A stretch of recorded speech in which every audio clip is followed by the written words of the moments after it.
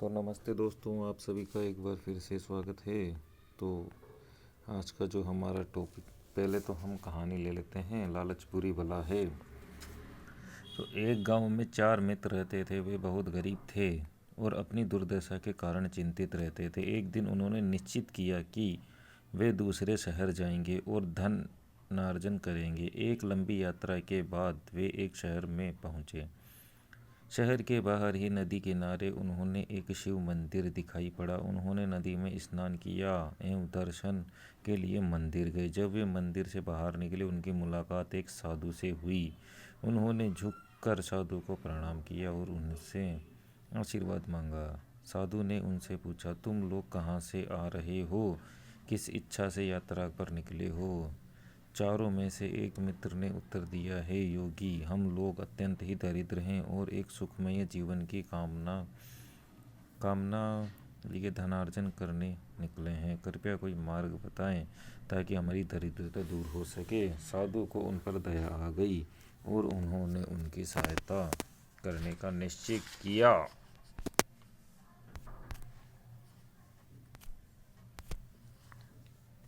साधु ने प्रत्येक को एक एक चमत्कारी पंख दिया और आशीर्वाद देते हुए कहा, अपनी यात्रा पुनः आरंभ करो और हिमालय के लिए प्रस्थान करो। मार्ग में जहाँ भी अनजाने में ये पंख तुमसे गिर जाए, वहीं तुम्हें खजाना प्राप्त होगा। चमत्कारी पंख प्राप्त कर चारों मित्र अत्यंत प्रसन्न हुए और हिमालय की दिशा में बढ़ गए।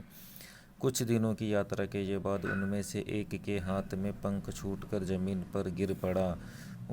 उसने यह वहाँ खुदाई की और उसे यह वहाँ तांबे के सिक्के से भरा कलश मिला। वह खुशी से चिल्लाया, देखो, मुझे खजाना मिल गया, चलो हम इसे बांट लें। परंतु उसके ये मित्रों को संतोष नहीं हुआ और उन्होंने अपनी यात्रा जारी रखने का निश्चय किया। अतः वह अकेला ही घर लौट गया। कुछ दिनों बाद एक और मित्र का पंख गिरा और उसे खजाने के रूप में चांदी से भरा कलश मिला। उसने अपने ये मित्रों से कहा, चांदी तांबे से ज़्यादा मूल्यवान है, अतः हमें वापस घर लौट जाना चाहिए। उसके मित्रों ने उत्तर दिया, मित्र, तुम्हें तुम्हारे भाग्य का धन प्राप्त हो गया है, परंतु अभी हमें हमारे भाग्य का धन मिलना बाकी है। अतः तुम अपने घर के ये साथ वापस लौट जाओ, हमें अपनी यात्रा जारी रखनी होगी। दूसरा मित्र भी वापस लौट आया। जल्दी ही तीसरे ये मित्र का पंख भी गिर गया और उसे सोने से भरा कलश मिला। उसने कहा, प्रिय मित्र, अब हमें सर्वश्रेष्ठ धन की प्राप्ति हुई है, हमें अब निश्चय ही वापस लौटकर इसे बांट लेना चाहिए। चौथे मित्र ने उत्तर दिया, तुम घर जाओ, मेरे भाग्य में तो हीरे मोती से भरा कलश लिखा हुआ है। तीसरे मित्र ने कहा, तुम लालच कर रहे हो, फिर भी मैं यही तुम्हारा इंतजार करूंगा। जाओ और अपना खजाना प्राप्त करो। वह चौथा व्यक्ति आगे बढ़ता रहा। अचानक उसके सामने एक ऐसा व्यक्ति आ गया जिसके सिर पर एक चक्कर घूम रहा था। उसके सिर से खून टपक रहा था। उसने उस व्यक्ति से पूछा, यहाँ कहीं पानी मिलेगा? जैसे ही उस चौथे व्यक्ति के ये मुंह से शब्द निकला, वो घूमता चक्र उस व्यक्ति के सिर के ऊपर से हटकर उसके सिर पर आ गया।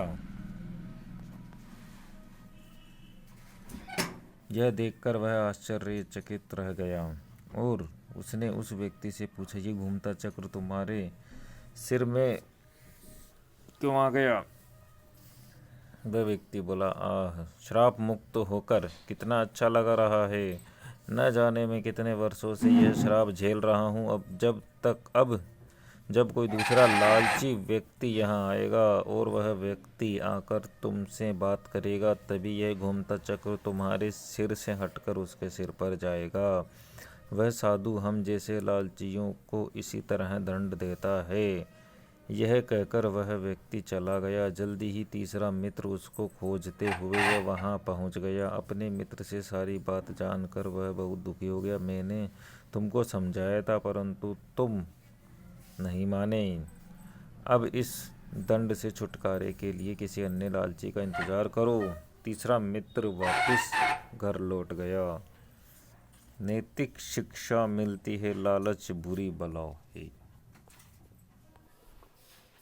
तो दोस्तों, कहानी से हम समझ सकते हैं कि कैसे लालच में आने के कारण उसके ऊपर घूमता चक्र आ गया और वो परेशान हो गया। तो ऐसे ही कभी लालच के कारण हमारी बुद्धि भी फिर जाती है, तो इसका हमें ध्यान रखना चाहिए और हमें बड़ी बेट नहीं लगानी चाहिए, छोटी छोटी बेटें लेनी चाहिए, क्योंकि छोटी छोटी बेटों से ना तो आपके ऊपर इतना प्रेशर आता है, ना आप इतने परेशान होते हो।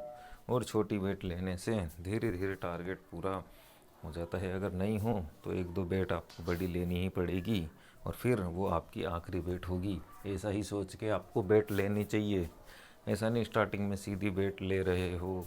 और जो भी आप तरीका खेलो उससे आप सीखते रहो और सीखते सीखते ही आगे बढ़ते रहो, क्योंकि और जो भी आप करोगे उसको आप लिख लो और लिख लिख के गलतियों से सीख सीख के आगे चलते रहो। तो आज के लिए इतना ही दोस्तों, मिलते हैं अगले वीडियो में।